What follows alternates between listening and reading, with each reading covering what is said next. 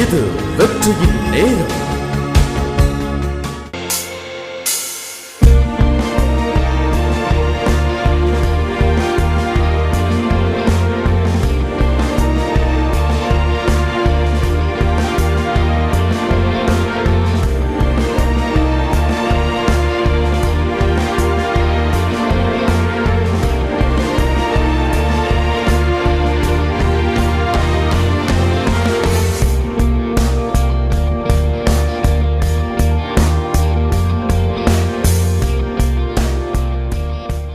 யாத்ராமத்தின் புஸ்தகம் 3வது அதிகாரம் 8வது வசனம்.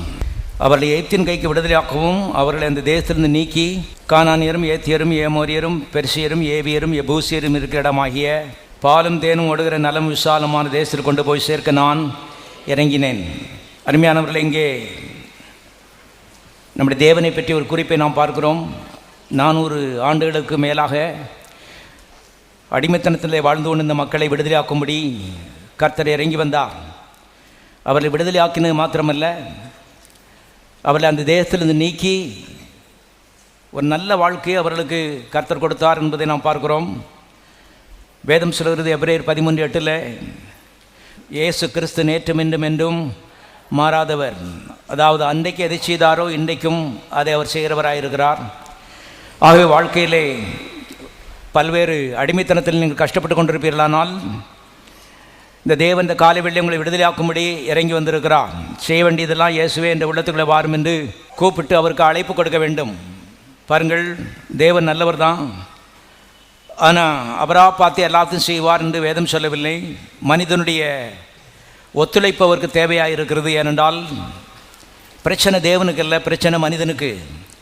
சிறையிருப்பு தேவனுக்கு இல்லை, சிறையிருப்பு மனிதனுக்கு. ஆகவே மனிதர்கள் தங்களுடைய நிலையை உணர வேண்டும், தேவையை உணர வேண்டும் என்று தேவன் எதிர்பார்க்கிறார். அதுதான் கர்த்தர் சொல்றார், இதயத்தை நீ தான் செய்யணும், திறந்து கொடுக்கணும். கர்த்தாவை உள்ளே வாரும், நீ தான் அழைப்பு கொடுக்கணும்.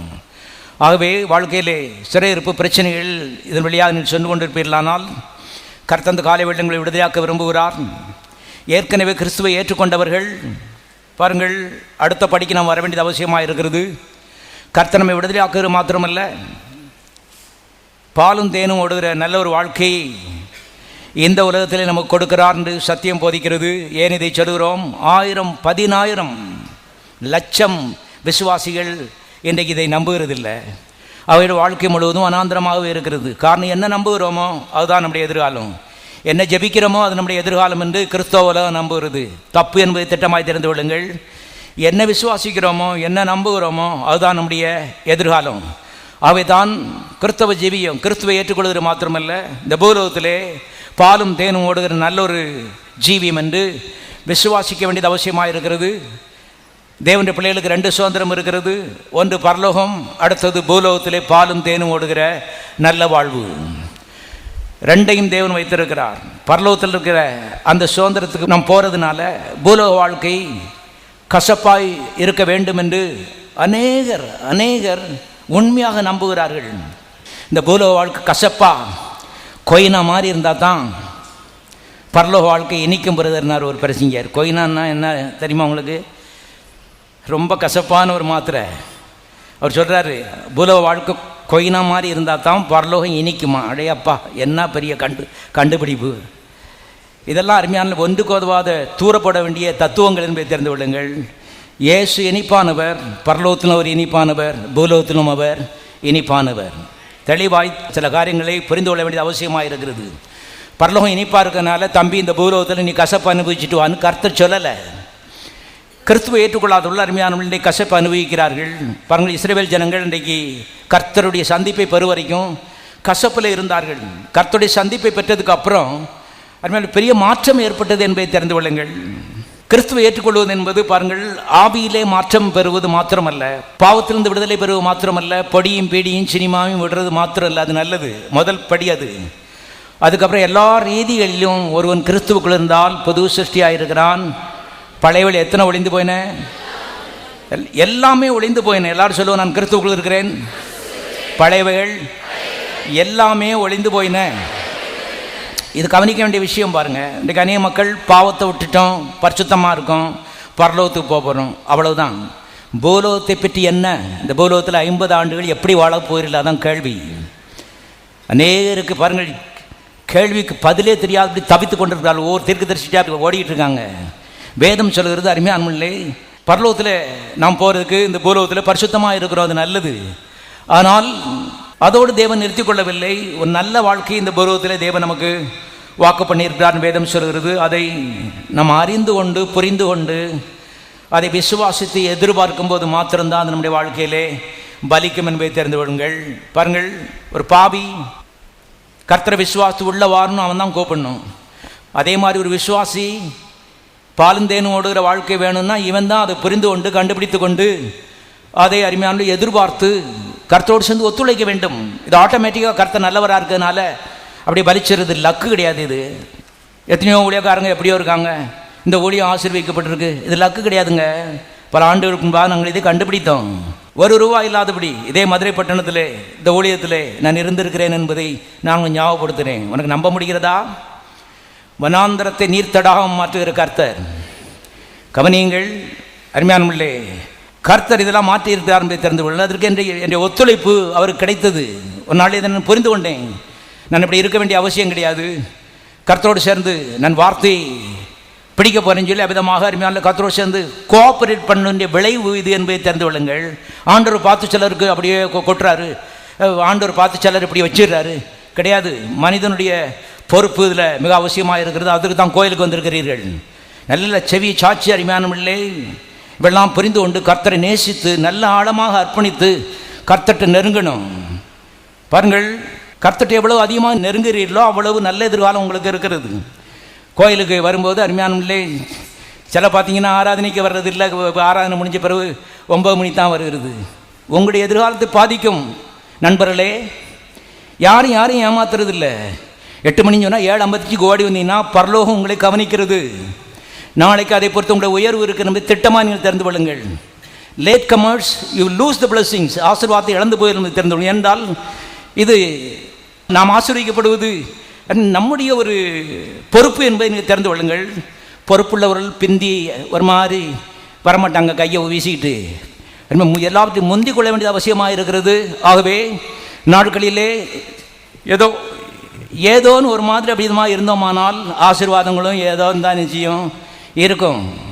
எல்லாவற்றிலும் அருமையான கர்த்தர்னு சொல்லும் பொழுது என்னுடைய எதிர்காலம் இதில் தொட்டு இருக்கிறது. இது ஒரு மதம் கிடையாது, என்னுடைய வாழ்க்கை சம்பந்தப்பட்ட விஷயம். இதை பல ஆண்டுகளுக்கு நான் கண்டுபிடிச்சிக்கிட்டேன். கவனித்துக் கொள்ள இது வாழ்க்கையில் ஒரு பெரிய திருப்பத்தை உண்டாக்கி விட்டது.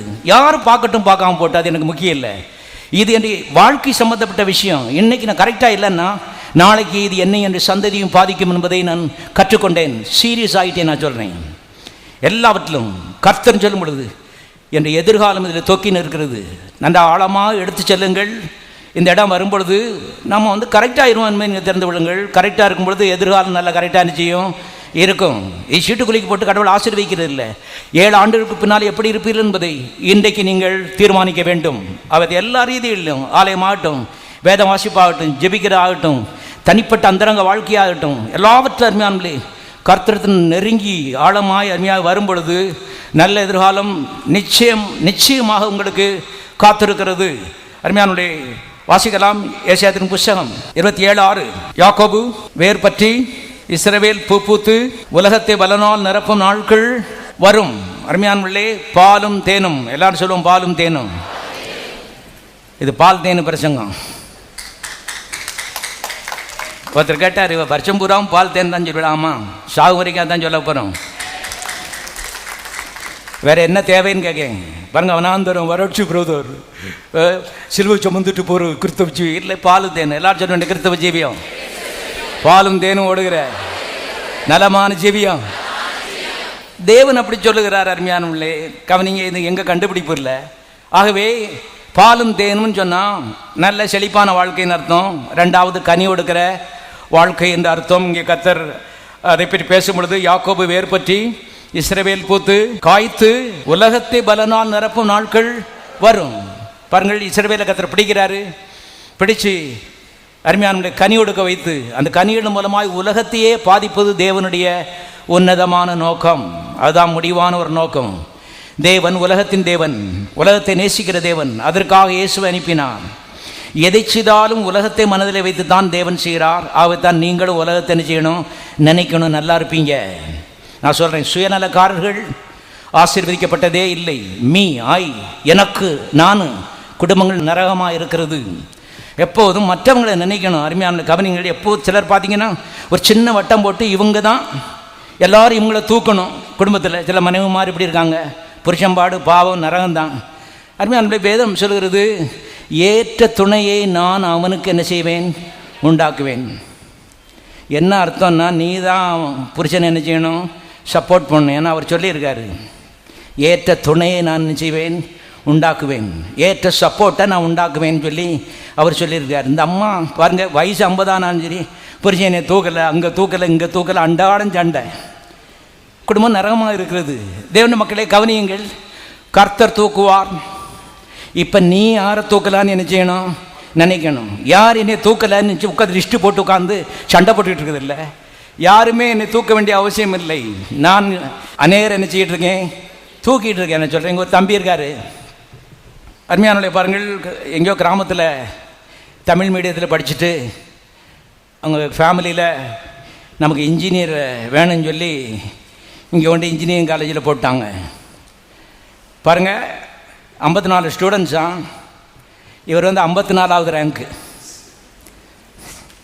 கடைசி ரேங்க்கு. எல்லா பையங்களும் கேலி பண்ணுவாங்களாம், லெக்சரர்ஸு கூட கேலி பண்ணுவாங்களாம் பாருங்கள்.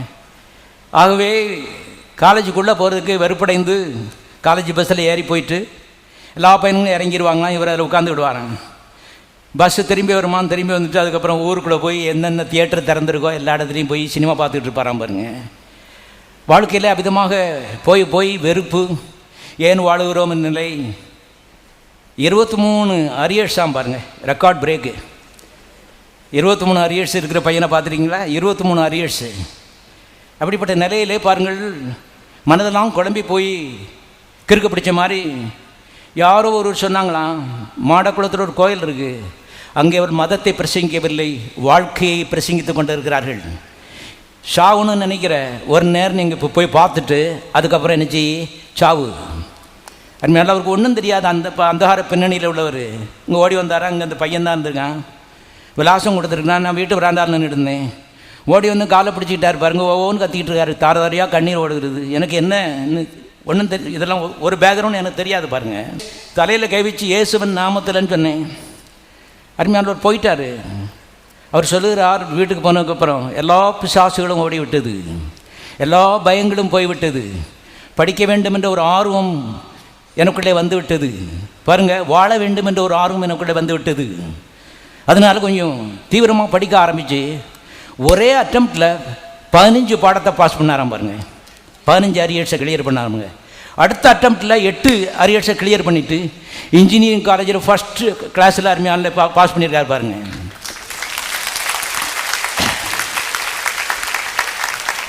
இன்ஜினியரிங் காலேஜில் அருமையான காலேஜை விட்டு போயிருன்னு சொல்ல லெக்சரர்ஸு கடைசியில் உனக்கு எம்இயில் சீட்டு தரலான்னு சொல்லி அதே காலேஜில் எம்இக்கு சீட்டு கிடச்சி எம்இ ஃபஸ்ட் கிளாஸில் பாஸ் பண்ணி எம்ஏ அருமையான முடிச்சுட்டு பிஹெச்டி ஃபஸ்ட் கிளாஸில் பாஸ் பண்ணி பாருங்கள், அதே காலேஜில் மிக குறைந்த வயதிலே லெக்சரர் வேலைக்கு அருமையானே அவர்கள் எடுத்துக்கொண்டார்கள்.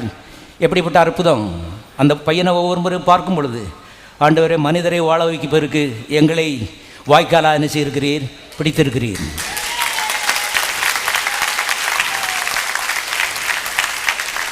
என்னைக்கோ வம்பா செத்து போயிருப்ப ஒரு பையன் இன்னைக்கு நல்லா என்ன செய்கிறான், குடும்பமாக இருக்கிறான்.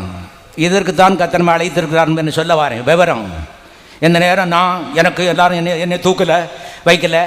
Selfishness is the nature of the devil. அருமையான சுயநலம் என்பது பிசாசுடைய சுபாவம் தெரிந்து கொள்ளுங்கள். அங்கே எல்லா நரக பிரச்சனையும் இருக்கும். எந்த குடும்பங்களில் சபைகளில் பார்த்தீங்கன்னா பிரச்சனைனா ஏதோ ஒரு சுயநலக்காரங்க இருக்கான் பாருங்கள். எல்லாம் இவங்களை பார்க்கணும், உங்களை பார்க்குறது இல்லை. ஒன்று கடவுளை பார்க்கணும், அடுத்தது உலகத்தை என்ன செய்ய வேண்டும், பார்க்க வேணும். எப்படியாவது 4 பேருக்கு ஒரு சின்ன விதத்தில் லாபமாக நான் இருக்க வேண்டும் என்று நீங்கள் ஆசைப்பட வேண்டும். அதுதான் உண்மையான ஒரு கிறிஸ்தவ ஜீவியம். போன வாரத்தில் சாலமன் பாஸ்டர் பாருங்கள் சாட்சி சொன்னார். அப்படி யாருன்னு எங்களுக்கு தெரியாது.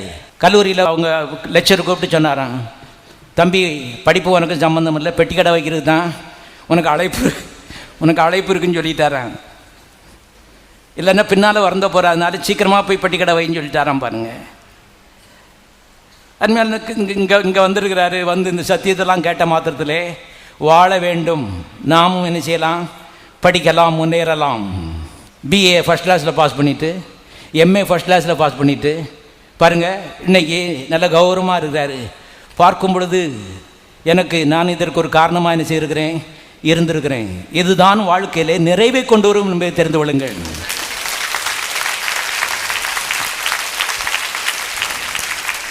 ஒன்றல்ல 100 இந்த மாதிரி நான் சொல்லிக்கிட்டே போக முடியும். இது நான் அருமையான வாழ்க்கையின் நோக்கம் என்பதை திட்டமாக நீங்கள் தெரிந்து கொள்ளும். ஜெபிக்கிறதும் வாசிக்கிறதும் தண்ணி குடிக்காமல் அப்படியே 3ஆம் வானத்தில் பறந்துகிட்டு இருக்குது இல்லை, அதெல்லாம் நல்லது. எத்தனை பேருக்கு லாபமாக இருந்திருக்கிறோம், எத்தனை பேருக்கு கனி கொடுத்துருக்குறோம். ஃப்ரூட்ஃபுல் லைஃப் அருமையான உலகத்திற்கு வாழ்வு கொடுக்கிற ஒரு வாழ்க்கை முறை. எதை எடுத்தாலும் எந்த விதத்திலாவது சின்ன விதத்திலாவது நான் ஒரு லாபமாக இருக்கணும்னு ஆசைப்படும் பொழுது தான் தேவ ஆவியானவர் இதை நிறைவேற்றி தருகிறார் என்பதை நீங்கள் தெரிந்து கொள்ளுங்கள். அருமையான கவனிங்க, ஒரு மாதிரி ஸ்பிரிச்சுவல்னு சொல்லி ராத்திரி பகலாக தண்ணி குடிக்காமல் இது பண்ணிட்டு இருக்காங்க. ஆனால் ஒரு கனிதருகிற ஒரு வாழ்க்கை, லாபமாக இருக்கிற வாழ்க்கை அவருடைய வாழ்க்கையில் இல்லாமல் இருக்குது. என்றால் உள்ள என்ன நோக்கங்கிறது தெரியுதில்லை. ஏன் உயிரோடு இருக்கிறோம்? உலகத்திற்கு லாபமாக இருப்பதற்கு. இந்த நிலை வரும்பொழுது அருமையானவர்களே, நம்முடைய செழிப்புக்கு குறைவே நினைச்சாது இருக்காது. காரணம், செழிப்பின் மிகுதியினால தான் கனி என்ன செய்கிறது, வருகிறது. இது முடிவான ஒரு வாழ்க்கை என்பதை தெரிந்து கொள்ளுங்கள். முடிவான ஒரு நோக்கம், தேவனுடைய நோக்கம். இதை நம்முடைய நோக்கமாக வைக்கும் பொழுது வாழ்க்கை நிறைவாக இருக்கும். இதுதான் கர்த்தர் நம்ம பிடித்திருக்கிறார். ஆகவே ஜெபிப்பதும் உபாசிக்கிறதும் இது நம்முடைய லட்சியம் இல்லை, உலகத்தை ஆசீர்வதிப்பது. ஆபிரகாமை கர்த்தர் பிடிக்கும் பொழுது, வாப்பா ஜெபிக்கிறதுக்கு உபாசிக்கிறக்கா, வா உன்னை அழைச்சிருக்கேன் அப்படி கற்று சொல்லலை, நான் உன்னை ஆசீர்வதிப்பேன், நீ உலகத்துக்கு ஆசீர்வாதமாய் இருப்பாய். ஜெபிச்சுக்கிட்டு போகும்போதே நம்ம நோக்கங்களை நாம் இழந்து போகக்கூடிய ஒரு ஆபத்து என்ன செய்கிறது இருக்கிறது. போட்டி போட்டு ஜெபிக்கிறது இல்லை, போட்டி போட்டு ஆசீர்வாதமாய் இருப்பது, யாராவது 4 பேருக்கு லாபமாக இருப்பது. உலகமெல்லாம் சுயநலத்துக்குள்ளே கிடக்கிறது. எங்கே பார்த்தாலும் பாருங்கள், யாரோ ஒருத்தர் உதவி செய்கிற மாதிரி கையை நீட்டினான்னா அதுக்குள்ளே ஏதோ ஒன்று என்ன செய்கிறது இருக்கிறது, கள்ளத்தனம். என்ற பிசாசின் பிள்ளைகள் அருமையான இல்லை, அவங்க உண்மையாக நேசிக்க முடியாது. ஆனால் தேவ அன்பு நமக்குள்ளே ஊற்றப்பட்டிருக்கிறது. தேவ ஆவி அருமையான உள்ளந்து வேலை செய்யுது. யாராவது ஒரு 2 பேருக்கு லாபமான செய்யணும் இருக்க வேண்டும். இந்த நிலை வரும்பொழுது சண்டை குழப்பங்கிற பேச்சுக்கு இடமே நிச்சயாது இருக்காது. ஆமாம், அருமையான தேவன் பிள்ளைகளே, மற்றவர்களுக்கு ஆசீர்வாதமாக இருப்போம். அம்மாமாருக்கு நான் சொல்கிறேன், வேதத்தில் எழுதப்பட்டிருக்கிறது. ஒரு அம்மாவை பற்றி சாலமோன் சொல்கிறாரு. பிள்ளைகள் எழும்பி சொல்லுவாங்க, எங்கள் அம்மா பாக்கியவதியை நினைச்சுவாங்களாம், சொல்லுவாங்களாம். அதான் புத்தியுள்ள ஸ்திரீ. கவனிங்க, ஆகவே பிள்ளைகள் எழும்பி எங்கள் பாட்டி ஆசீர்வதிக்கப்பட்ட பாட்டின்னு சொல்லி அது மேலே சொல்ல வேண்டும். சொல்லணும்னு சொன்னால் பிள்ளைகளை பற்றி கவலைப்படுகிற ஒரு தாய். என்ன பிடுங்கலாம், என்ன பறிக்கலாம், இது இல்லை அருமையான இல்லை, அது பிசாசுடைய சுபாவம். என்ன கொடுக்கலாம், எல்லாம் சொல்ல என்ன கொடுக்கலாம், ரொம்ப கொடுக்க முடியாட்டாலும் அருமையான ஒரு அன்பை கொடுக்கலாம், ஏதோ ஒரு சின்ன ஒரு நல்ல வார்த்தையை கொடுக்கலாம். ஏதாவது ரீதியில் அருமையான உள்ளே நாம் லாபமாக இருக்கும்படி அழைக்கப்பட்டிருக்கிறோம். இது உங்களுக்கு ஒரு நிறைவை தரும் என்பதை தெரிந்து விடுங்கள். இந்த லாபம் அருமையான நமக்கு வர வேண்டுமானால் வேர் பற்ற வேண்டியது அவசியமாக இருக்குது. கிறிஸ்துவுக்குள்ளே வேர் பற்ற வேண்டியது மிக அவசியம். இங்கே ஏசியா சொல்லும் பொழுது இஸ்ரவேல் முதலாவது வேர் பற்றி, 2வது காய் காய்த்து, 3வது உலகத்தை பலனால் என்ன செய்யும், நிரப்பும் நாட்கள் வரும். நம்மளை பற்றி கர்த்தர் காத்துக்கிட்டே இருக்கிறாரு. உலகத்தை பலனால் நிரப்புவா, அதுதான் நான் பிடிச்சிருக்கேன். காரணம், உனக்காக என்னுடைய கடைசி சொட்டு ரத்தத்தையே நான் நினச்சிருக்கேன், கொடுத்துருக்கேன். அன்றைக்கு எனக்கு நான் பிடிச்சிருப்பேன்னா இன்றைக்கு நீ நரகத்துக்கு போயிருப்ப. உனக்காக சொர்க்கத்தை திறந்து, சிங்காசனத்தை திறந்து, சிலுவை ஏறி நீசக்குலமாக நிர்வாணமாக காயப்பட்டு கடைசி சொட்டு ரத்தத்தை சிந்தினேன். இது சுயநலம் கிடையாது, இது தெய்வீகமான சுபாவம். கடைசி சொட்டு ரத்தத்தையும் கொடுக்கிறது என்றால் ஒரு பெரிய நம்பிக்கை அவருக்கு. இவங்க ஒரு நாள் இதயத்தை திறந்து என்னை ஏற்றுக்கொள்வாங்க, இவங்க ஒரு நாளில் வேறு போடுவார்கள், ஒரு நாளிலே கனி கொடுப்பார்கள், ஒரு நாளிலே உலகம் இவர்கள் மூலமாக என்ன செய்யப்படும், ஆசீர்வதிக்கப்படும் என்று எதிர்பார்ப்பில் தான் கர்த்தர் முன்கூட்டியே அருமையான இவ்வளவு கிரயத்தை நமக்காக கொடுத்திருக்கிறார். கவனிங்கள், ஆகவே நம்முடைய லட்சியம் இந்த உலகத்தில் எனக்கு என்ன கிடைக்கும் இல்லை, உலகத்தை நான் ஆசீர்வதிக்க போகிறேன்னு சொன்னால் எல்லாமே உனக்கு என்ன செய்யும், கிடைக்கும். இவெல்லாம் அடிக்கடி சொல்கிறேன், நான் எல்போர்டு கிடையாது, ஏராளமான அனுபவங்கள் மூலமாக வெளியேறப்பட்ட பாடங்களை கர்த்தர் நிச்சயிருக்கிறாரு, எனக்கு கற்றுக் கொடுத்துருக்கிறார். கவனிங்கள், எனக்குன்னு பாருங்கள் அருமையான இது பண்ணிகிட்டு இருக்கவங்க இன்னைக்கு வாழாமத்தான் இருக்கிறார்கள். ஆனால் மற்றவர்களுக்காக வாழ வேண்டும் என்று யோசிக்கும் பொழுது கொடுங்கள், அப்பொழுது உங்களுக்கு என்ன செய்யப்படும், கொடுக்கப்படும். தண்ணீர் இறைக்கிறவனுக்கு தண்ணீர் பாய்ச்சப்படும், பரலோகம் பாய்ச்சும். இவைகளை இந்த அனுபவத்தில் நமக்கு அதுமாதிரி கண்டுபிடித்து கொண்டு இருக்கணும். கவனிங்க, பணம் நாங்கள் அலைஞ்சிட்டு தெரியல. என்றைக்காவது பணத்தை பற்றி நான் கொடுங்க, எனக்கு நீங்கள் இந்த 20 வருஷத்தில் யாரும் என்று நீங்கள் கேட்டிருக்க முடியாதுன்னு சொல்கிறேன். நாங்கள் தீர்மானத்தில் இருக்கிற ஒரு நாளும் அதை கொடு இதை கொடுன்னு கேட்கக்கூடாது. வானத்தை கிழித்து கர்த்தர்களுக்கு என்ன செய்கிறார்? கொடுத்து கொண்டு இருக்கிறார்னு சொல்கிறேன். கர்த்தர் மேய்ப்பனுக்கு ஒரு குறையும் இல்லை, ₹1 அந்த ஊழியத்துக்கு கடன் கிடையாதுன்னு சொல்கிறேன். என்றாலும் ஒரு வாழ்க்கை முறை தேவனுடைய பிள்ளைகளை பாருங்கள். மக்கள் வராங்க, என்னத்தை பறிப்போம், கழுத்தில் என்ன போட்டிருக்காங்க, காதில் என்ன போட்டிருப்பாங்க, அற்பமான காரியங்கள் என்ன கொடுக்கலாம். ஒரே ஒரு வாழ்க்கை சீக்கிரமாக என்ன செய்கிறோம்? கடந்து போய்விடும். இது நிறைவான ஒரு வாழ்க்கையாக இருக்கணும். சுயநலமாக வாழ்ந்து வீணாக்கிடக்கூடாது வாழ்க்கையை. எப்போதும் நம்ம பற்றியே சிந்திக்கக்கூடாது. அது நல்ல உயர்தரமான வாழ்க்கையில் தேவனுடைய மக்களே. ஆகவே வேறுபடுகிற கிறிஸ்துவுக்குள்ளே வேறுபட வேண்டும் என்றால் அந்த கிறிஸ்து தன்னலமில்லாத ஒரு நபர். உலகத்திற்காக கடைசி சொட்டு ரத்தத்தை கொடுக்கணும்னா கூட கொடுத்துருவார். அப்படிப்பட்ட சுயநலம் இல்லாத ஒரு தியாக புருடன் தான் நம்முடைய கிறிஸ்து. அவனுக்குள்ளே வேறுபடும் பொழுது, அவர்கிட்ட நெருங்கி பழகும்போது அவருடைய சுபாவம் நமக்குள்ளே என்ன செய்கிறது? வர ஆரம்பிக்கிறது. மனிதன் மாற ஆரம்பிக்கிறான் தேவனை போல. இதான் அழைப்பு. மனிதனை தேவனாக மாற்றும்படி தேவன் 2000 ஆண்டுகளுக்கு முன்பாக இந்த பூலோகத்தில் மனிதனாக வந்தார். அந்த மனிதனாக வந்த அந்த கிறிஸ்துவோடு கூட நெருங்கி பழகும் பொழுது தெய்வ சுபாவம் மனிதனுக்குள்ளே அருமையான ஆவியானவர் மூலமாக வர ஆரம்பிக்கிறது. இவனை அறியாம சுயநலக்காரர்கள் அருமையானவர்களே தேவனை போல மாறுகிறார்கள், மாற வேண்டும். அதுதான் கிறிஸ்தவ ஜீவித்தின் அழைப்பு என்பதை தெரிந்து கொள்ளுங்கள். அது வேறு போடுகிறது மூலமாக வருகிறது. கர்த்தர்ட்ட பழகணும், கர்த்தருடைய சத்தத்தை கேட்க வேண்டும், அதுபடி செய்ய வேணும். இது கிறிஸ்தவ ஜீவியத்திலே மிக முக்கியம் என்பதை தெரிந்து கொள்ளுங்கள். வேறு இல்லைன்னு சொன்னால் மேலே கனி இருக்காது. வாசிக்கலாம். மத்தேயு சுவிசேஷம் 13வது அதிகாரம் 3. அவர் அநேக விசேஷங்களை உவமைகளாக அவர்களுக்கு சொன்னார். கேளுங்கள், விதைக்கிறவன் ஒருவன் விதைக்க புறப்பட்டான். அவன் விதைக்கையில் சில விதை வழியருகே விழுந்தது, பறவைகள் வந்து அதை பட்சித்து போட்டது. சில விதை அதிக மண்ணில்லாத கற்பாறை இடங்களில் விழுந்தது, மண் ஆழமாயிராதபடினாலே அது சீக்கிரமாய் முளைத்தது. எல்லாம் சேர்ந்து வாசிங்க. வெயில் ஏறின போதோ தீந்து போய் வேறு இல்லாமையால் என்ன செய்து விட்டது? உலர்ந்து போயிட்டு எழுதப்பட்டிருக்கிறது. கனியை பற்றி பேசிக்கிட்டு இருக்கோம். உலர்ந்து போன வாழ்க்கை கிறிஸ்தவ ஜீவன் கிடையாது. முன்னால் உலர்ந்து கிடந்தோம், பிசாசு நம்முடைய அதிபதியாக இருந்தான். இன்றைக்கு செழிப்புக்கண்டே கர்த்தர் அழைத்திருக்கிறார். அதுமாதிரி கவனியங்கள். மேலே கனி கொடுக்கணும்னு சொன்னோம், கீழே வேறு போடணும். வேறு இல்லாமையால் உலர்ந்து போயிட்டு, எல்லாம் சொல்ல, வேறு இல்லாமையால் உலர்ந்து போயிட்டு. கிறிஸ்தவ ஜீவியத்தில் வேறு இல்லைன்னு சொன்னால் முடிவு உலர்ந்து போய்விடுவோம் என்பதை நீங்கள் தெரிந்து கொள்ளுங்கள். இதுதான் உண்மை, வேறு மாற்றமே கிடையாது. அவை தான் நல்ல செழிப்பாக இருக்கணும். கனி கொடுக்க வேண்டுமானால் கிறிஸ்து என்ற நபரோடு அருமையான உள்ளே நெருங்கி பழகணும். அவர் பேசுகிறத கேட்கணும், அவருடைய சத்தத்தை கேட்க வேண்டும், அதன்படி செய்ய பிரயாசப்பட வேண்டும். முடியாட்டா கர்த்தருடைய உதவியை கேட்கணும். இதுதான் கிறிஸ்தவ ஜீவியத்திலே மேலான படி என்று வேதம் திட்டமாய் பொதிக்கிறது. நம்முடைய முன்னோர்கள் எல்லாம் ஆபிரகாம் தொடங்கி வரிசையாக நீங்கள் பார்த்து கொண்டே வாருங்கள். வேதத்தை வீட்டில் கொண்டு வச்சு வாசித்து பாருங்கள்.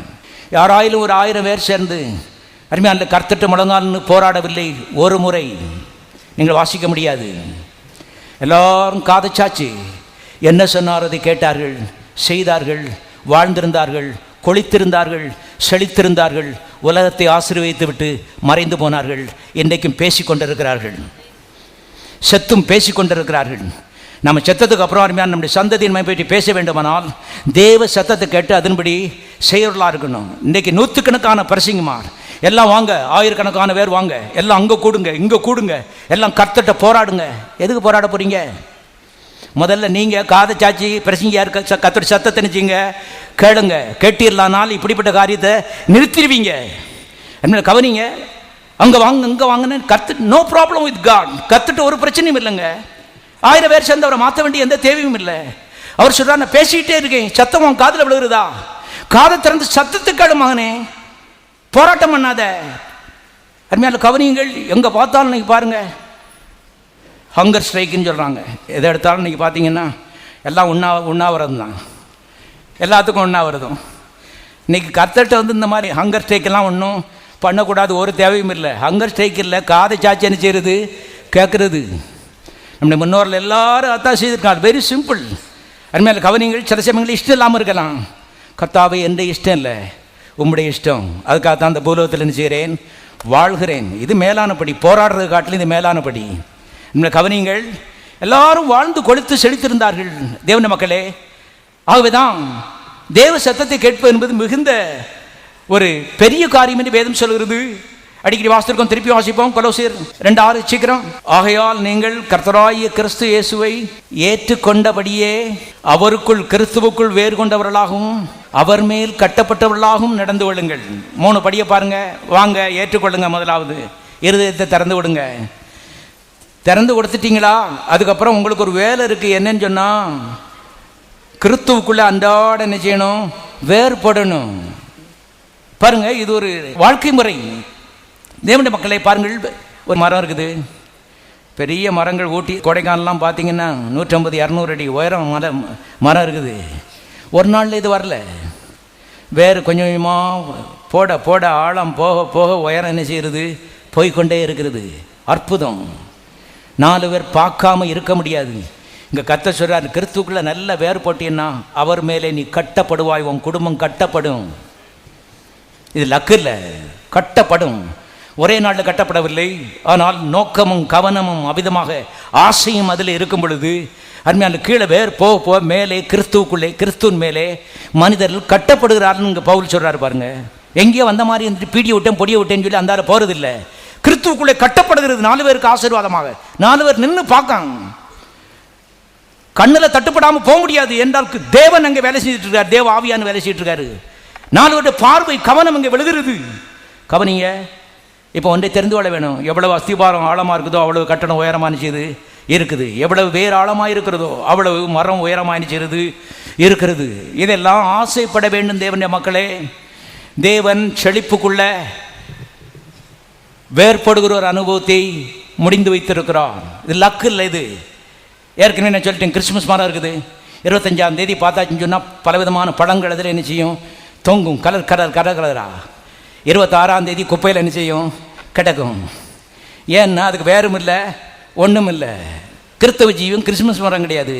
கிறிஸ்தவ ஜீவியம் நீர்க்காலம் ஓரமாய் நடப்பட்டு தன் காலத்தில் தன் கனியை தந்து சாகிறதுக்கு முன்னாடி 4 பேரை ஆசீர்வதித்து விட்டு கண்ணை மூடுகிற ஒரு அனுபவம் இயேசுவை போல நிறைவாக. என்ன கவனிங்கள். அவ என்ன நம்மளை பற்றியே யோசிக்கக்கூடாது. மக்களை பாருங்கள், கனியற்ற ஒரு வாழ்க்கை யூஸ்லெஸ். தேவன் வைத்த நோக்கம் நிறைவேறாமல் போய்விடுகிறது. எல்லாருடைய கண்களையும் கர்த்தர் திறந்து விடுவாராக. உலகத்திலேயே இன்றைக்கு அருமையானவர்களே வாஞ்சிக்கப்படத்தக்க கூட்டம் சபைதான் என்பதை திறந்து விடும். காரணம், மற்றவர்கள் மேலே அக்கறைப்படுகிற ஒரு மக்கள் இங்கே என்ன செய்கிறார்கள்? இருக்கிறார்கள். சுயநலம் இல்லாதவர்கள் இங்கே இருக்கிறார்கள். சுயநலம் இல்லாத கிறிஸ்துவின் ஆவி இவர்களுக்குள்ளே இருக்கிறது. கிறிஸ்துவின் ஆசை இவர்களுக்குள்ளே உள்ளே இருக்கிறது. நான் சொல்கிறேன், இன்னைக்கு அது உனக்கு தெரியாட்டாலும், ஆனால் ஒன்று, தேவ ஆவியானவர் உனக்குள்ள அந்த ஆசையை நிச்சயிருக்கிறாரு, வைத்திருக்கிறார் என்பதை திட்டமாக தெரிஞ்சுக்க. இந்த தேவனுடைய வார்த்தை அருமையானவர்களே நமக்குள்ளே அநேருக்கு ஆசீர்வாதமாக இருக்க வேண்டும் என்று ஒரு ஆசையை வைத்திருக்கிறது. அது தேவனுடைய சுபாவம் என்பதை தெரிந்து கொள்ள தேவனுடைய மக்களே. ஆகவே பரலோகத்தை பற்றி ஒரு காரியத்தை நான் உங்களுக்கு சுட்டிக்காட்ட விரும்புகிறேன். பரலோகமாக இருப்பதற்கு காரணம் என்ன? வாசிக்கலாம். வெளிப்படுத்தின விசேஷம் 5வது அதிகாரம் 11வது வசனம் வாசிக்கிறேன். பின்னும் நான் பார்த்தபோது சிங்காசனத்தையும் ஜீவன்களையும் மூப்பர்களையும் சூழ்ந்திருந்த அநேக தூதருடைய சத்தத்தை கேட்டேன். அவருடைய லக்கம் 10,000 1000 இருந்தது. 10,000 into 10,000, 1000 into 1000. கோடா கோடி தூதர்கள் பரலோகத்தில் இருக்கிறார்கள்.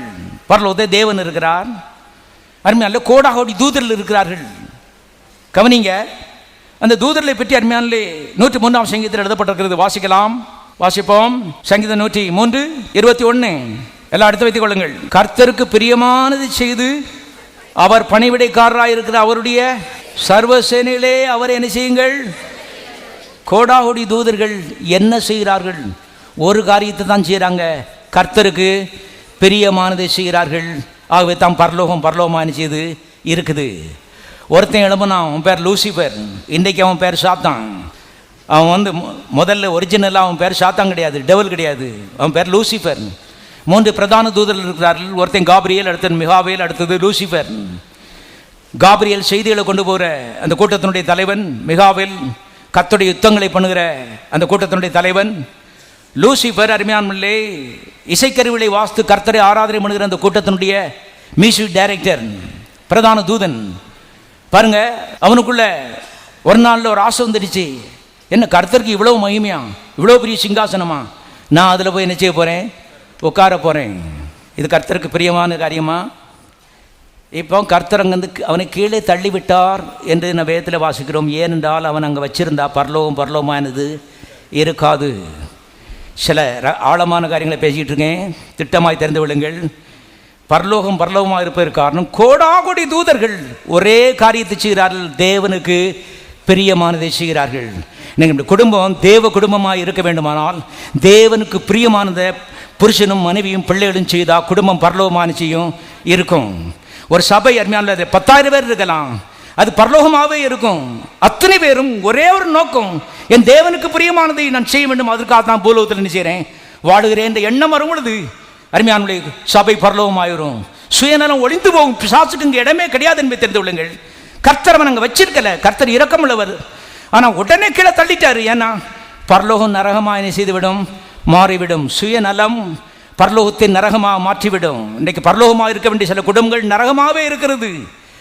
காரணம் சில சுயநலம் பிடித்த தாய்மார்கள். அருமையான கவனிங்க, தேவனுடைய மக்களாகவே. இதுக்கு முந்தின வசனத்தை வாசித்து காண்பிக்கிறேன். 103 சங்கீதம் 20 வசனம்.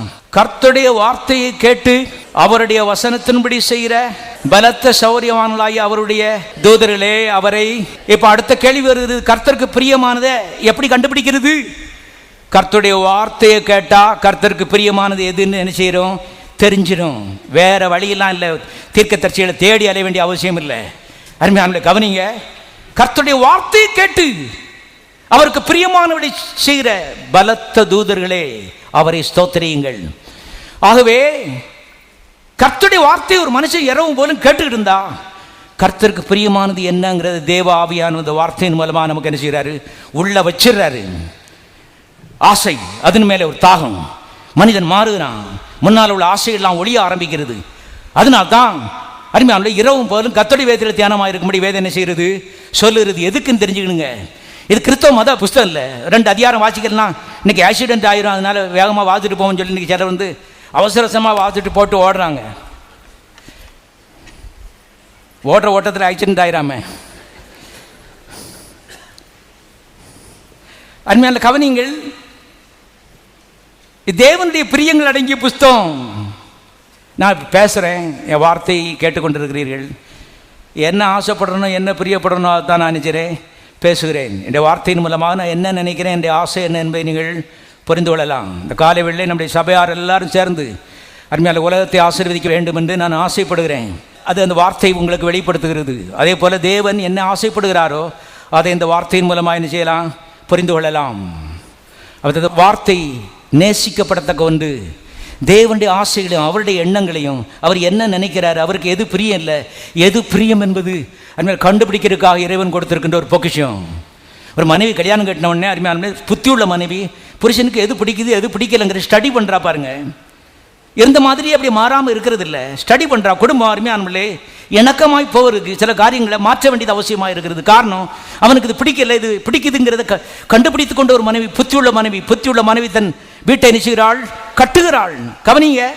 அதே போல் கர்த்தர்ட்ட வந்ததுக்கப்புறம் அருமையானே இந்த புஸ்தகத்தில் இரவும் போலும் தியானமாக இருந்தா அவருக்கு எது பிரியம், எது அவருடைய ஆசை, எதுக்கு ஒரு முக்கியத்துவம் கொடுக்கிறார் என்பதை ஒரு மனிதன் புரிந்து கொள்வான் என்று வேதம் சொல்லுகிறது. அருமையான கவனிங்க. ஆம்பிளிஃபைட் வேதாமத்திலே கர்த்தருடைய வார்த்தையின் சத்தத்தை கேட்டு அவருடைய வசனத்தின்படி செய்கிற பலத்த சௌரியவான் அவருடைய தூதரிலே அவரை என்ன செய்யுங்கள், தோத்தரியுங்கள். எல்லாரும் சொல்லுவோம் வார்த்தையின் சத்தம். மறுபடியும் சொல்லுவோம் வார்த்தையின் சத்தம். அருமையான தேவன் மக்களை கவனிங்க. வார்த்தைகள் தேவனுடைய ஆசை நிறைந்ததாக இருக்கிறது. கர்த்தர் சத்தத்தின் மூலமாய் நம்ம கூட என்ன செய்றாரு, தொடர்பு கொள்கிறார். இதை வாசித்துட்டே இருக்கும் பொழுது எழுதப்பட்ட அந்த வார்த்தைக்குள்ள இருந்து தேவ சத்தம் உன்னை அறியாதபடி உன்னை என்ன செய்யும், பாதிக்கும் என்பதை நீ தெரிஞ்சுக்க. இவளெல்லாம் புரிந்து கொள்ளணும். இது ஒரு மத புஸ்தகம் இல்லை தேவனுடைய மக்களே. பாருங்கள், இதை எடுத்து ஒரு பிரியமாக இதை படிக்கும் பொழுது இதுக்குள்ளே இருக்கிற தேவ ஆவியானவர் அவருடைய விருப்பங்களை நமக்குள்ள என்ன செய்றாரு, வைக்கிறார். நம்ம அறியாதபடி ஏதோ ஒன்று உள்ளே நிகழ ஆரம்பிக்கிறது. ஆவி மனிதனிலே அருமையானே தேவனுடைய விருப்பங்களும் தேவனுடைய ஆசைகளும் உள்ளே அது இருத்தப்படுகிறது. அதான் வேர் கொள்றது. உள்ள கண்ணுக்கு தெரியல, ஆனா உள்ள ஏதோ ஒன்று நடக்குது. அதே போல இந்த புஸ்தகத்தில் ஒரு மனுஷன் தியானமாக இருக்கும் பொழுது தேவ ஆவியானவர் உள்ள தேவனுடைய ஆசைகளை அருமையானே நாட்டுகிறார். அருமையான கவனிங்க, அது எதன் மூலமானு கேட்டால் ஆவியானவருடைய சத்தத்தின் மூலமாக. எல்லாரும் சொல்லுவோம் ஆவியானுடைய சத்தம். ஆவியானவர் எப்போதும் இந்த வார்த்தைக்கு ஒத்து தான் என்ன செய்வார், பேசுவார். காரணம் இந்த வார்த்தைகள் தேவ ஆவியானவரால் என்ன செய்யப்பட்டிருக்கிறது, எழுதப்பட்டிருக்கிறது. தேவ ஆவியும் தேவனுடைய வார்த்தையும் ஒன்று. ஆகவே இந்த புஸ்தகத்தில் அருமையான பிரியமாக இருக்கும் பொழுது தேவ ஆவியானவர் சத்தம் கொடுக்குறாரு. நம்ம அறியாதபடி எப்படி தேவனுடைய சித்தத்தை புரிந்து கொள்ளலாம் என்று சிலர் கேட்டுக்கொண்டிருக்கிறீர்கள். கவனிங்க, தேவனுடைய வார்த்தையில் அருமையான பிரியமாக தியானமாக இருக்கும் பொழுது உண்மையாக, எல்லாரும் சொல்லுவோம் உண்மையாக, உண்மையுள்ள மனுஷன் பரிபூர்ண ஆசீர்வாதம் நினைச்சுவான் பெறுவான். தனிப்பட்ட ரீதியில் யாரும் பார்க்கல, எனக்காக நான் வாசிக்கிறேன். வாசிக்கும் பொழுது அருமையான என்ற எதிர்காலத்துடைய தேவையான காரியங்கள், நான் எடுக்க வேண்டிய தீர்மானங்கள், இந்த சத்தம் ஆவியான மூலமாக இந்த புஸ்தகத்தில் என்ன செய்கிறது, வருகிறது. மனிதன் இப்பொழுது தேவனுடைய ஆசையில் நிறைந்த மனிதனாய் மாறுகிறான். பாருங்கள், ரட்சிக்கப்பட்டேன், பீடி விட்டுட்டேன், பரலோகத்துக்கு போயிடுவேன், அது முதல் படி. ரெண்டாவது, இந்த பூலோகத்திலே கிறிஸ்துவை போல 4 பேருக்கு ஆசீர்வாதமாய் குட்டி தேவர்களாய் என்ன செய்ய வேண்டும், வாழ வேண்டும். எப்படி வாழப்போகிறீர்கள்? தெய்வீக ஆசைகள் உள்ளே இருத்தப்படும் பொழுது, நாட்டப்படும் பொழுது நம்முடைய நோக்கங்களும் தேடல்களும் நம்முடைய ஆசைகளும் வித்தியாசமாக இருக்குது. அருமையான கவனிங்கள், அது லாபகரமாய் முடிகிறது. ஆகவே உள்ள தேவன் அவருடைய ஆசைகளை வைக்கிறாரு, மனுஷனை மாற்றுறாரு, இவனுடைய திட்டங்களையும் இவனுடைய நோக்கங்களையும் மாற்றுகிறார். சுயநலமான நோக்கங்கள் மறைந்து 4 பேருக்கு ஆசீர்வாதமாக இருக்க வேண்டும் என்று இவன் விரும்புகிறான். முன்னால் அவன் இப்படி இல்லை, ஆனால் இப்போ ஆள் மாறிட்டான். கவனிங்க தேவன் மக்களே. ஆகவே தேவ சத்தத்தை கேட்டு அதன்படி செய்கிறது. எல்லாரும் சொல்லும் தேவ சத்தத்தை கேட்டு தேவ சித்தத்தை செய்வதே என்னுடைய அழைப்பு. அவிதமாய் செய்யும் பொழுது சொல்லுங்கள், அவிதமாய் செய்யும் பொழுது என்னுடைய வாழ்க்கை நிச்சயமாக பரலோகமாக இருக்கும். இந்த பாயிண்ட்டை நீங்கள் கவனிங்க. 5 தூதர் 10 தூதர் இல்லை, அவங்கள கண்ட்ரோல் பண்ணுறது அது லேசு.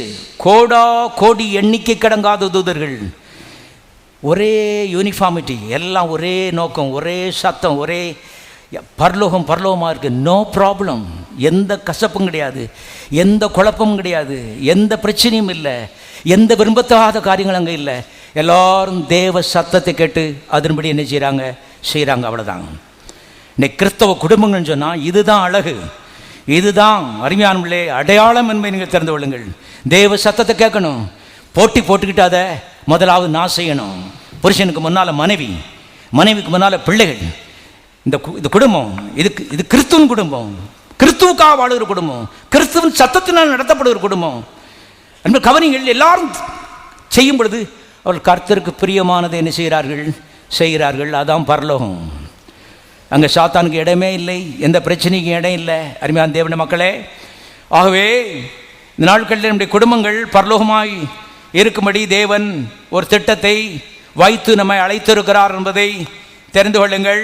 பாருங்கள், பரலோகத்தில் ஒரு சத்தம் தான் இருக்குது, அது தேவனுடைய சத்தம்.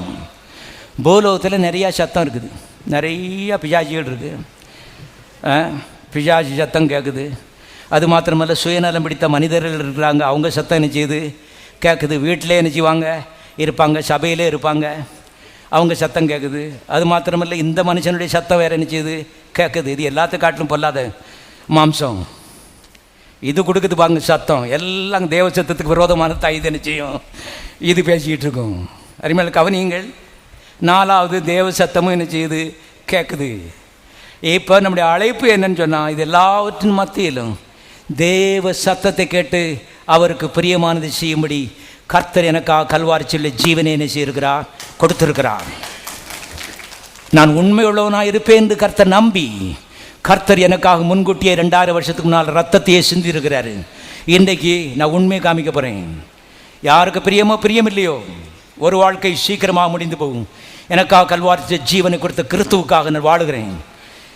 எல்லாரும் பிரியப்பட மாட்டாங்க, எல்லாரும் பிரியப்பட்டதுனால இந்த ஊழியம் வரல.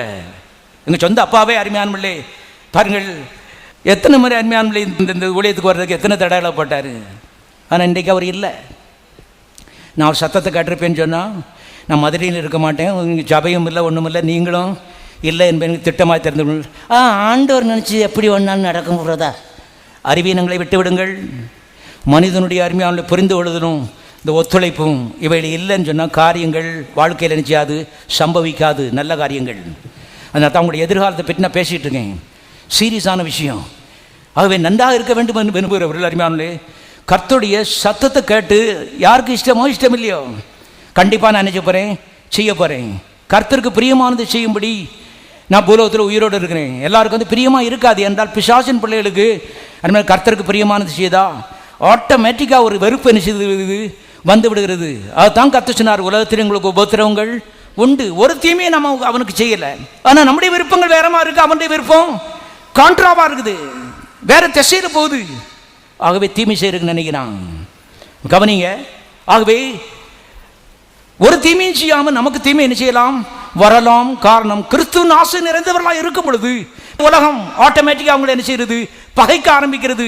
அதனுடைய திசை வேற, நம்முடைய திசை வேற. கர்த்தர் சொல்றாரு, இதில் உறுதியாக நின்னியா தான் செழிப்பும் கனிவதன் வாழ்க்கையும் உன்னுடைய முடிவாக நிச்சய போகிறது, அமைய போகிறது. சும்மா நானும் அந்த மாதிரிபடி வளைஞ்சிட்டு ஆடிட்டு குழஞ்சிட்டு இருக்குது இல்லை. யோனாவின் குமாரனாய் சீமோனே, நீ கேபா என்னப்படுவாய். சீமோன் சொன்னான், நாணல் காற்றடிக்கிற திசையெல்லாம் ஆடிக்கிட்டு இருக்குது. கர்த்தட்ட வரும்போது அப்படித்தான் வந்தான். ஆனால் கர்த்தருடைய சத்தத்தை கேட்டு கேட்டு கேட்டு கேட்டு மாறிட்டான். கடைசியில் அருமையான பாருங்க, கேபான்னு சொன்னால் ஒரு கற்பாரின்னு அர்த்தம். பேதுருன்னா அசைக்க முடியாது. வயசான காலத்தில் பாருங்க, கர்த்தர் முன்கூட்டியே சொல்லிட்டாரு, நீ விரும்பாத இடத்துக்கு ஒன்று என்ன செய்வாங்க, கொண்டுட்டு போவாங்க. நீ யோவான் கடைசி அதிகாரத்தில் சொல்லிட்டாரு. அவன்கிட்ட வந்து சொன்னாங்க, உன்னை சிலுவையில் அறைய போகிறேன்னு சொல்லி. அவன் சொன்னான், நீ இயேசுவை இப்படி சிலுவையில் வச்சு அடித்தாங்க, என்னை தலையில சிலுவையில் வச்சு அடிங்க, அவரை மாதிரி சிலுவையில் தொங்குறதுக்கு எனக்கு தகுதி இல்லைன்னு சொன்னான். பாருங்க, எல்லா பயங்களும் ஓடி போய் விட்டது. கற்பார மாதிரி ஆயிட்டான். ஏன்றால் அது கர்த்தருக்கு பிரியம். கர்த்தருடைய சத்தத்தை கேட்டு கேட்டு கேட்டு செய்து செய்து செய்து கடைசி சாகணும் யோசிக்கும் பொழுது தலையில் வேணா சிலுவையில் அடாது, அதை பற்றி எனக்கு ஒன்றும் இல்லை. ஆனால் கடைசி கர்த்தருக்கு பிரியத்தை நான் நிறைவேற்றிட்டு கண்ணை என்ன செய்ய போகிறேன், மூட போகிறேன். தேவனுடைய சத்தத்தை கேட்டுக்கொண்டு இருக்கிறீர்கள். ஆகவே அருமையான ஒரு நோக்கத்திற்காக கர்த்தர் பிடித்திருக்கிறார். அது நமக்காக இந்த பூலோகத்திலே வாழ்ந்து மடிந்து போகிறதில்லை. முன்னால் அப்படி செய்தோம். இன்றைக்கு கிறிஸ்துவை ஏற்றுக்கொண்டிருப்பது, கிறிஸ்துவுக்காக சில ஆட்கள் தேவை. அதற்காக கர்த்தர் கல்வாரியில் ரத்தத்தை சிந்தி இவனை பிடித்திருக்கிறார். இந்த குட்டி கிறிஸ்துக்கள் தேவையுள்ள அந்த உலகத்திற்கு ஒரு ஆசீர்வாதமாக இருப்பார்கள், ஒரு தாக்கத்தை உண்டாக்குவார்கள், உலகத்தை கவர்ந்து இழுப்பார்கள், வனாந்தரமான அந்த உலகத்தை செழிப்பாக மாற்றுவார் என்று எதிர்பார்த்து கர்த்தர் நமக்கு ஒரு அழைப்பு கொடுத்திருக்கிறாரு. பெரிய ஒரு உன்னதமான அழைப்பு, எங்கேயுமே இல்லாத அழைப்பு. கவனிங்க, ஆகவே இதில் நம்ம வந்து சீரியஸாக இருக்க வேண்டியது மிக அவசியமாக இருக்கிறது. தேவனுடைய பிள்ளைகளே, ஆகவே தேவனுடைய ஆசையில் நிறைந்தவர்களாய் நீங்கள் இருக்கும்படி கர்த்தர் விரும்புகிறார். எல்லாரும் சொல்லுவான், நான் தேவனுடைய ஆசையில் நிறைந்தவனாய் இருக்கும்படி கர்த்தர் விரும்புகிறார். அப்போ தேவனுடைய ஆசை நான் நிறைஞ்சிருந்தா அப்போ எனக்கு உங்களை காட்டலாம் 1000 மடங்கு பெரிய திட்டத்தை தேவன் உங்களை பற்றி என்ன செய்கிறாரு, வைத்திருக்கிறார். எனக்கு மறந்துடுங்க. எனக்கு எனக்கு எனக்கு என்ன கிடைக்கும் எனக்கு. அப்போ எனக்கு சின்ன பிள்ளைகளை பார்த்தீங்கன்னா பாருங்கள், ஒன்று இடிச்சிட்டு டீச்சர்னு கத்த எனக்கு இல்லை, தேவனுக்கு. தேவன் நீ போட்டு வச்சிருக்க பட்டம் இவ்வளோ பெருசு, தேவன் அதை காட்டலாம் 1000 மடங்கு பெரிய வட்டத்தை தெரிஞ்சிருக்காரு, போட்டு வச்சிருக்காரு. எனக்குன்னு சொல்லாத. சுயநலத்தை ஒழித்து கட்டி கத்தாவே, சுபாவத்தை விட்டு மாற்றும் கத்தாவே. நாங்கள்லாம் பாருங்கள், வாலிபர்லாம் இருக்கும் பொழுது கத்தட்ட வந்து அவர் சத்தத்தை கேட்டால் அவர் முதலாவது காங்கோ காட்டுக்கு போய் ஊழியம் செய்யும் தான் சொல்லுவார். இப்படி தான் நானும் யோசனை பாருங்கள். ஊழியம்னு சொன்னால் கத்தட்ட கேட்கக்கூடாது, கேட்டால் காங்கோ காட்டுக்கு அனுப்பிடுவார். தண்ணி இல்லாத காட்டை போய் சாவு. இப்படி தான் கத்தர் பேசுவார் என்று எங்களுக்கு சொல்லி கொடுத்தாங்க. நாங்களாம் அப்படியே எதிர்பார்த்தோம். பாருங்கள், எது எது உனக்கு பிடிக்காதோ அதை பார்த்து கத்தர் செய்ய சொல்லுவார். இப்படி தான் அருமையான. அதை போய் கத்தட்ட வந்து ஒரு சத்தத்தை கேட்குறேன்னா அவ்வளவு பயமும் கசப்பும் பாருங்கள். இல்லை அருமையான இல்லை, பாலும் தேனும் ஓடுகிற நல்ல ஜீவியத்திற்கு ஏதுவாக கர்த்தருடைய சத்தம் என்ன செய்யும், வரும். திட்டமாக தெரிஞ்சுக்க, தப்பாக நம்பக்கூடாது. எதிர்காலம் தப்பாக என்ன செய்யணும், போயிடும். பிசாசு பொய்யனும் பொய்க்கு பிதாவுமாக இருக்கிறான். மண்டையை திருக்கிட்டான்னா எதிர்காலமே என்ன செய்து விட்டது, போய்விட்டது. கர்த்தர் இப்படி தான் பேசுவார்ங்கிற ஒரு நல்ல நிலையில் இருப்பாயானால் கர்த்தர் சத்தத்தை கேட்கவே மாட்டேன். கேட்குறேன்னா உனக்கு எதிர்காலமே இல்லை, அவ்வளோதான். நல்லவங்களாக இருக்கலாம். அருமையான கவனிங்கள். அவைதான் கர்த்தர் சத்தத்தை கேட்க வேண்டும் என்று தீவிரப்பட வேண்டும். நான் தான் முதலாவது என்றால் நான் வாழ விரும்புகிறேன். கவனிங்கள். காரணம், ஒரு நாளும் கர்த்தர் எனக்கு தீமை செய்ய மாட்டார். சொன்னார்னா அது பாலும் தேனும் தான் அங்கே உள்ள பொதிந்து கிடக்கிறது. வேற திட்டங்கள் இடத்திலே இல்லை. எல்லா கசப்பின் திட்டங்களும் கொய்னாவுடைய திட்டங்களும் எல்லாம் பிசாசின் இடத்துல என்ன செய்யறது இருக்கிறது. அருமையான கவனிங்களாகவே பிரியமில்லாத கர்த்தர் சொல்லிடுவாரு. கர்த்தர் ஒரு மோசமான ஆள் கிடையாதுங்க. உங்கள் அப்பாவை காட்டிலும் 1000 மடங்கு நல்லவர், உங்கள் போதகரை காட்டிலும் தேவன் 1000 மடங்கு நல்லவர் என்பதை தெரிந்து கொள்ளுங்கள். நெருங்கி பழகலாம், ஒரு தப்பும் வராது. இன்றைக்கு ஆசீர்வதிக்கப்பட வேண்டிய அளவு ஆசீர்வதிக்கப்படாமல் இருக்கு, நெருங்க வேண்டிய அளவுக்கு நெருங்கவில்லை. மறுக்க முடியாத உண்மை. தூரத்தில் நிற்க வரைக்கும் சத்தம் கேட்காது வரைக்கும் ஆசீர்வாதங்களும் செழிப்பும் கனிதரும் வாழ்க்கையும் இல்லை. வேறு ஷார்ட்கட்டே கிடையாது. நான் கண்ணீர் விடுறேன் பாஸ்டர், கண்ணீர் கிடையாது. புதிய ஏற்பாட்டில் திட்டமாக நீங்கள் தெரிந்து கொள்ளுங்கள். கண்ணீர் எல்லா பிரச்சனைக்கும் தீர்வு கிடையாது. தேவ சத்தத்தை கேட்டு அதுபடி செய்கிறது. எல்லாம் சொல்லுவோம், தேவ சத்தத்தை கேட்டு அதுபடி செய்கிறது. கண்ணீரே விட வேண்டிய அவசியம் இல்லை, சத்தத்தை கேட்டு செய்தால் போதும். ஏன்பா எத்தனை அவுன்ஸு கண்ணீர் விட்ட? 350 ml விட்டுருக்கா தங்கச்சி, நீ எவ்வளோ கண்ணீர் விட்டுருக்கேன்னு கத்தர் பிப்பட்டையும் பியரொட்டியும் வச்சுக்கிட்டு அருமையான இப்போ அளந்துக்கிட்டு இருக்காரு. நீ சிலர் பார்த்தீங்கன்னா அவங்க சொல்கிறத பார்த்தா கத்தர் பரலோகத்தில் என்னமோ கெமிக்கல் லேப் வச்சுருக்க மாதிரியும் அங்கே பிப்பட்டு பியூரிட்டி எல்லாம் இருக்க மாதிரியும் பாருங்கள். யார் நிறையா கண்ணீர் விட்டுருக்கா? தம்பி வா, இந்தா கோல்டு மெடல். புதிய ஏற்பாட்டில் ஒரு இடத்துலேயே அருமையான கண்ணீரோடு வாருங்கள் என்று எழுதப்படவில்லை. மக்கள் கண்ணீர் விட்டு கொண்டே இருக்கிறார்கள். வேஸ்ட்டு. கண்ணீர் விடாத, சத்தத்தை கேட்டு செய். அருமையான பாருங்கள், சிலருக்கு நீ செய்கிற கிருஷ்ணன் அழுதுகிட்டே இருக்காங்க. கத்த சொல்கிறார், அழுது என்னை மாத்திரான்னு நினச்சாத, யோசிக்காத, நல்ல மல்லிய 3 ஆரம் ஞாபகம் வச்சுக்க. நான் கர்த்தர் மாறாதவர். அன்புள்ளவராக இருக்கிறதுனால ஒரு மாதிரி நாணல் நினச்சிட்டு யோசிராத. அக்கா அழுதுட்டா உடனே சரி போ சேங்ஷன், தம்பி போ உனக்கும் சேங்ஷன். பரலோகமே இருக்காது, எல்லாம் சேங்ஷன் பண்ணிட்டு போக வேண்டியதான். பரலோகமே இருக்காது. கத்த சொன்னது தான். அழு என்ன வேணாலும் பண்ணு, நான் சொன்னது நீ செய்யும் வரைக்கும் ஒரு காரியம் நிச்சயாது நடக்காது. மேலே கவனிங்கள், ஜெபி, உபவாசம் பண்ணு, நான் சொன்னதை செய்ய வரைக்கும் உனக்கு நிச்சயாது நடக்காது. மேலே கவனிங்கள். ஆகவே ஜபத்தை தேவன் 2வது இடத்துல வைத்திருக்கிறார். தேவ சத்தத்தை கேட்கறதுக்கு முதலிடத்தை கொடுத்திருக்கிறார். திட்டமாக நீங்கள் தெரிந்து கொள்ளுங்கள். கிறிஸ்தவ உலகம் குழப்பி விட்டது. தேவ சத்தத்தை பற்றி எந்த அக்கறையும் இல்லை. ஊழியக்காரங்களாம் பார்த்தீங்கன்னா மக்களுக்கு அதை பற்றி பேசுறதே கிடையாது. வாங்க ஜெபம் பண்ணும். என்ன ஜெபம் பண்ண போற? மக்கள்கிட்ட சொல்லு, சத்தத்தை நீயும் கேளு, நான் என்ன செய்யணும்? கேட்கணும். கேட்கும் பொழுது இப்போ வான் சத்தத்தை பரலோகம் என்ன செய்யும்? கேட்கும். ஜெபம் என்பது என்ன? தேவ சத்தத்துக்கு மரியாதை கொடுக்கிற ஒரு தேவ மனிதனுடைய வார்த்தைகளுக்கு பரலோகம் என்ன செய்கிறது? மரியாதை கொடுக்கிறது. இதான் ஜெபம். ஜெபத்துக்கு முன்னால தேவன் பேசுகிறது வருகிறது. தேவன் பேசுகிறது முதலாவது வருகிறது, மனுஷன் பேசுறது 2வது என்ன செய்கிறது? வருகிறது. தேவன் பேசுறத மனிதன் கேட்டு அதன்படி செய்தா இந்த தேவ மனிதன் வரும்பொழுது இவனுடைய சத்தத்துக்கு பரலோகம் என்ன செய்கிறது? மரியாதை கொடுக்கிறது. வேதம் சொல்லுகிறது, நீ கூப்பிடு, நாங்கள் என்ன செய்கிறேன்? இருக்கிறேன். யாருக்கு கத்த சொல்லுகிறார்? தேவ ஆசையில் நிறைந்த மனிதர்கள், தேவனுடைய பிரியத்தை செய்கிற மனிதர்கள், தேவ சித்தத்துக்காக இந்த பூலோகத்தில் வாழுகிறவர்கள், தேவ சத்தம் தான் முதலிடம் சொல்லி நினைக்கிறவர்கள், மரியாதை கொடுக்கிறவர்கள். இந்த குடும்பம் இது தேவனுடைய குடும்பம். Christ is head of this house. தேவனுடைய சத்தம் தான் அந்த குடும்பத்தில் முதலிடத்தில் சிங்காசனத்தில் ஏற்றி வைத்திருக்கிறோம். அப்படிப்பட்டவருடைய ஜெபங்களுக்கு சீக்கிரமாக என்ன செய்யும்? பதில் வரும். ஜெபம்னு நம்ம ஏதோ ஒன்று போராடி ஆண்டவரை ஸ்ட்ரைக் பண்ணி ஆண்டவரை மாற்றுறதில்லை. கத்தர் மாற்ற முடியாது. என்னுடைய மக்களே, 800 கோடி மக்கள் இன்றைக்கி இருக்கிறாங்க. கொஞ்ச நாள் நம்மலாம் போயிடுவோம். இன்னும் 800 கோடி மக்கள் நிச்சயம் எல்லாம் வருவாங்க. அவர் ஒரே ஒரு கர்த்தர், மகா பெரியவர். சிங்காசனத்தில் அவர் ஒருத்தர் தான் நினைச்சாரு இருக்கிறார். அவர் சொல்கிறார், நான் சில பிரின்சிபிள் வச்சுருக்கிறேன், அதை கற்றுக்கொண்டு நீ என்ன செய்ய வேண்டும்? மாறிக்கொள்ள வேண்டும். மாறுவாயானால் ஜெபங்களுக்கு துரிதமான பதில் வரும். நல்ல செழிப்பாக இருப்ப, கனி கொடுப்ப, 4 பேருக்கு ஆசீர்வாதமாக இருப்ப. கண்ணை மூடும்போது நிறைவோடு என்ன செய்வாய்? மூடுவாய். என்னை மாற்றுறதுக்கு பிரயாசப்படாத. I don't need any change because there is no problem with God. தேவனிடத்தில் எந்த பிரச்சனையுமே கிடையாது. தேவனை மாற்றுவதற்காக கர்த்தர் அழைக்கவில்லை, நம்மை மாற்றுவதற்காக கர்த்தர் அழைத்திருக்கிறார். எதன் மூலமாக மாற்றுகிறோம்? கர்த்தருடைய சத்தத்தை கேட்டு அதன்படி சித்தத்தை அருமையான செய்து கொண்டே போகிறது. இதுக்கு முன்னால் இந்த ஆசை வேற, இப்போ ஆசையெல்லாம் தலையில் என்ன செய்விட்டது? மாறிவிட்டது. மாறுகிறது. மனுஷன் மாறுகிறான்.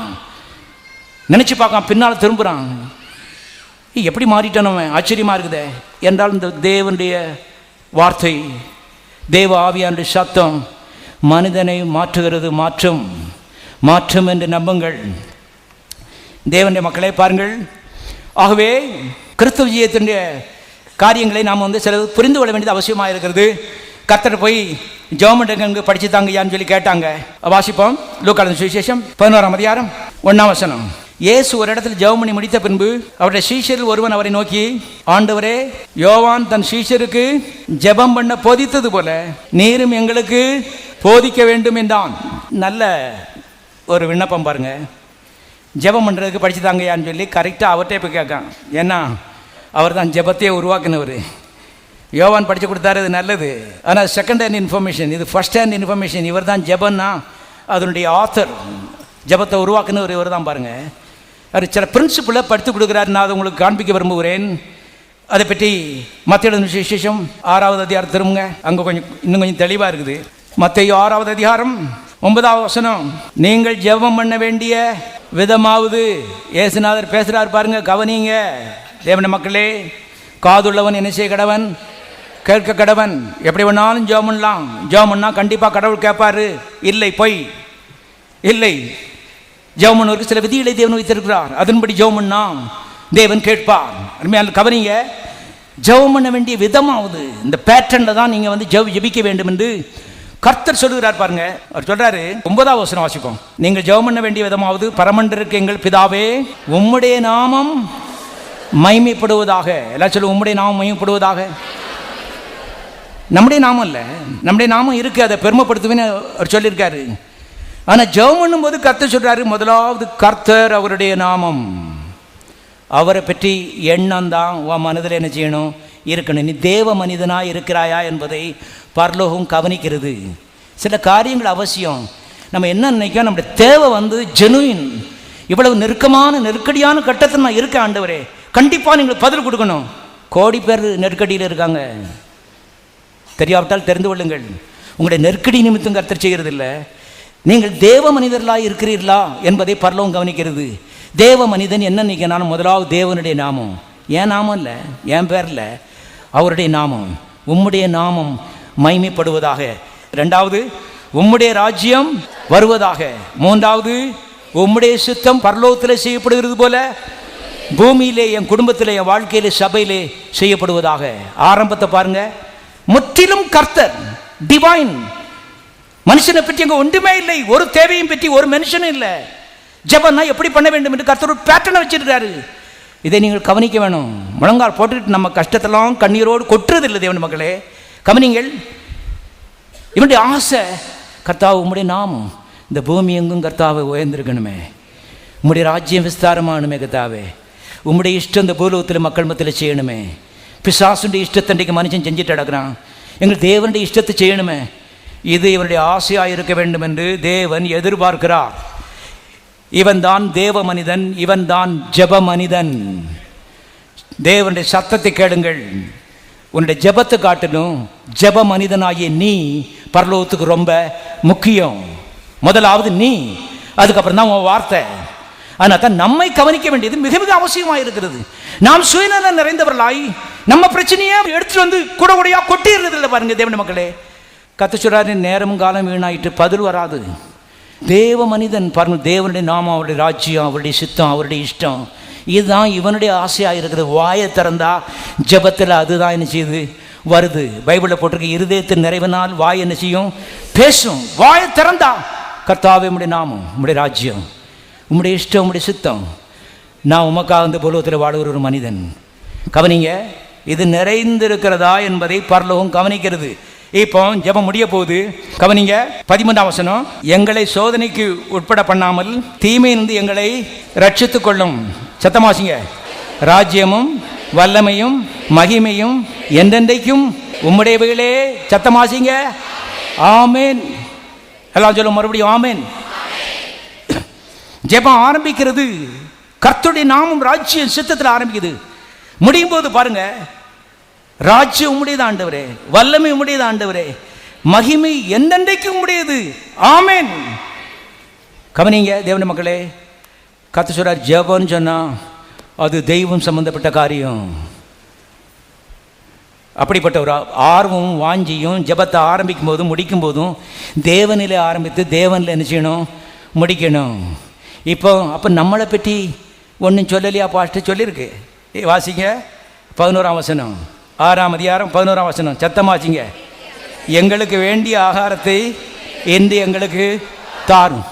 இவ்வளோதானா பாஸ்டர்? ஆமாம், அது போதும், அதே அதிகம். நாங்களாம் அதை கூட கேட்குறது இல்லை.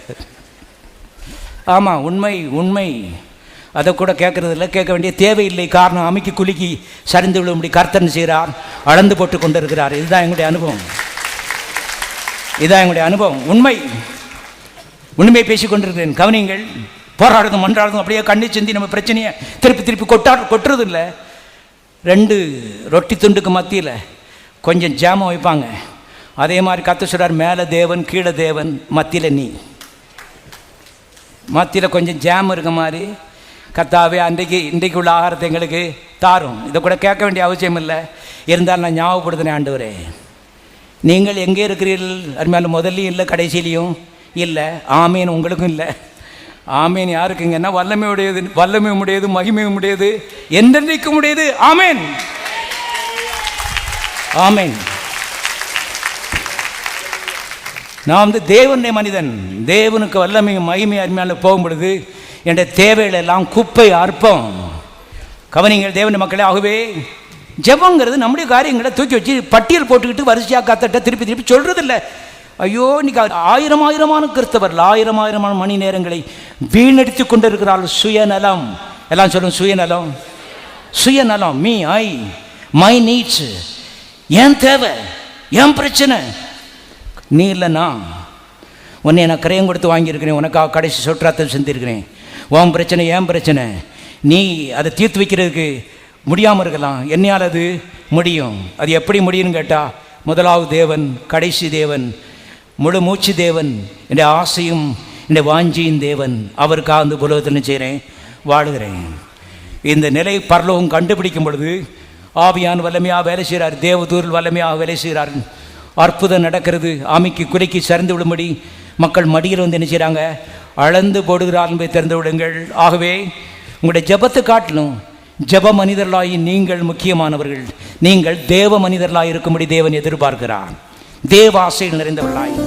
அந்த ஆசை, அந்த விருப்பம் எப்படி வரும்னு கேட்டால், இரவும் பகல் இந்த புஸ்தகத்தில் தியானமாக இருக்கும் பொழுது இதற்குள்ளே இருக்கிற தேவ ஆவியானவர் அப்படியே விருப்பங்களை அருமையான நமக்குள்ளே அப்படியே வைக்கிறார் என்பதை நீங்கள் தெரிந்து கொள்ளுங்கள். அருமையான தேவன் மக்களே, இவள் தான் கிறிஸ்தவ ஜீவிதத்தின் மேன்மையான ஒரு அனுபவம். இப்படிப்பட்ட நிலை இருக்கும் பொழுது கண்டிப்பாக செழிப்பீர்கள். முடிவு கனி, உலகம் ஆசீர்வதிக்கப்படும். எல்லாரும் தயவுசெய்து எழுந்திருப்போம். பரலோக பிதாவை நன்றியோடு நாம் துதிக்கிறோம். அழைப்புக்காக நம்ம துதிக்கிறோம். பரிசுத்தமான அந்த அழைப்பை நாங்கள் கௌரவப்படுத்துகிறோம். ஆண்டவரே, எங்களுடைய பாவத்தை மன்னித்தது மாத்திரமல்ல கர்த்தாவே, இந்த பரிசுத்த அழைப்பு எங்களுக்கு தந்திருக்கு அப்படி நாம் துதிக்கிறோம். தகப்பனே, அநேகருக்கு லாபமாக இருக்கும் நீங்கள் அழைத்திருக்கிறதற்காக நமக்கு நன்றி. ஆழமாக வேறுபடும்படி தேவ ஆசையில் நிறைந்தவர்களாக இருக்கும்படி பரிசுத்த ஆவியானவர் எல்லாருக்கும் உதவி செய்வீராக.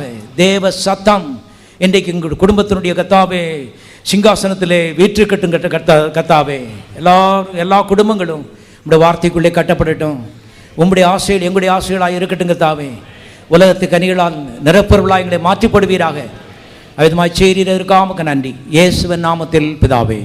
ஜீவ வார்த்தை ஆலயத்தில் ஒவ்வொரு ஞாயிற்றுக்கிழமையும் ஏராளமானோர் கூடி தேவனை ஆராதிக்கிறார்கள்.